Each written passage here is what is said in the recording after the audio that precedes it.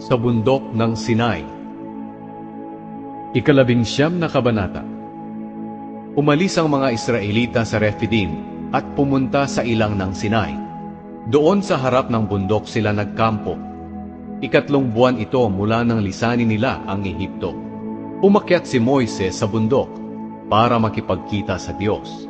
Tinawag siya ng Panginoon doon sa bundok at sinabi, "Sabihin mo ito sa mga Israelita na mga lahi ni Jacob. Nakita niyo mismo kung ano ang ginawa ko sa mga Ehipsyo at kung paano ko kayo dinala rito sa akin, katulad ng pagdadala ng agila sa mga inakay niya sa pamamagitan ng kanyang pakpak. Kung lubos ninyo akong susundin at tutuparin ang aking kasunduan, pipiliin ko kayo sa lahat ng bansa para maging mga mamamayan ko. Akin ang buong mundo. Pero magiging pinili ko kayong mamamayan at magiging isang kaharian ng mga paring maglilingkod sa akin. Sabihin mo ito sa mga Israelita." Kaya bumaba si Moises mula sa bundok at ipinatawag niya ang mga tagapamahala ng Israel at sinabi sa kanila ang sinabi ng Panginoon.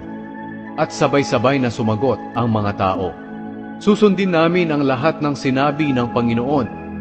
At sinabi ni Moises sa Panginoon ang sagot ng mga tao. Sinabi ng Panginoon kay Moises, "Darating ako sa iyo sa pamamagitan ng makapal na ulap para marinig ng mga tao ang pakikipag-usap ko sa iyo at nang lagi silang magtiwala sa iyo." At sinabi ni Moises sa Panginoon ang sagot ng mga tao.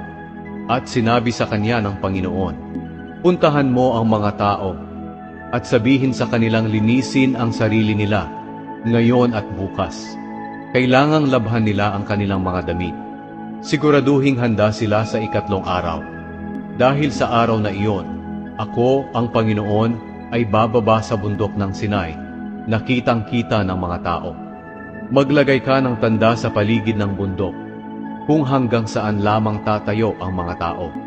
Sabihin mo sa kanila na huwag silang aakyat o lalapit sa bundok. Ang sino mang lalapit sa bundok ay papatayin, tao man o hayop. Kung gagawin niya ito, babatuhin siya o kaya naman ay papanain. Walang kamay na hihipo sa kanya. Makakaakyat lang ang mga tao sa bundok kapag pinatunog na ng matagal ang tambulin." Bumaba si Moises sa bundok at inutusan niya silang linisin ang mga sarili nila at nilabhan ng mga tao ang kanilang mga damit. Sinabi ni Moises sa kanila, "Ihanda ninyo ang mga sarili ninyo para sa ikatlong araw. Huwag muna kayong makipagtalik sa inyong asawa." Kinaumagahan ng ikatlong araw, kumulog at kumidlat, at may makapal na ulap na tumakip sa bundok, at narinig ang malakas na tunog ng trumpeta. Nanginig sa takot ang lahat ng tao sa kampo. Pagkatapos dinala ni Moises sa labas ng kampo ang mga tao para makipagkita sa Diyos, at tumayo sila sa paanan ng bundok. Nabalot ng usok ang bundok ng Sinai, dahil bumaba roon ang Panginoon sa anyo ng apoy. Pumaitaas ang usok kagaya ng usok na nanggaling sa hurno, at nayanig ng malakas ang bundok.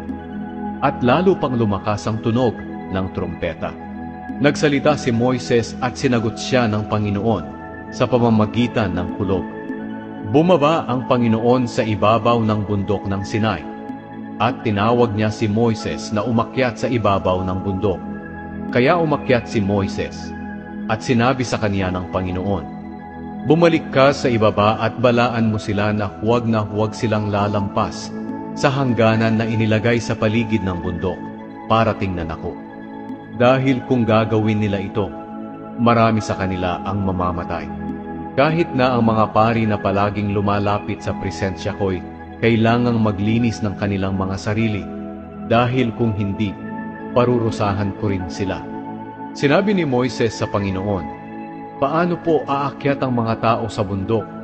Gayong binigyan nyo na kami ng babala na ituring naming banal ang bundok, at sinabihan nyo kaming lagyan ng tanda ang paligid ng bundok, kung hanggang saan lang kami tatayo."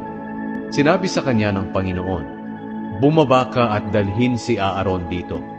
Pero ang mga pari at ang mga tao ay hindi dapat pumunta rito sa akin, para hindi ko sila parusahan. Kaya bumaba si Moises at sinabihan ang mga tao.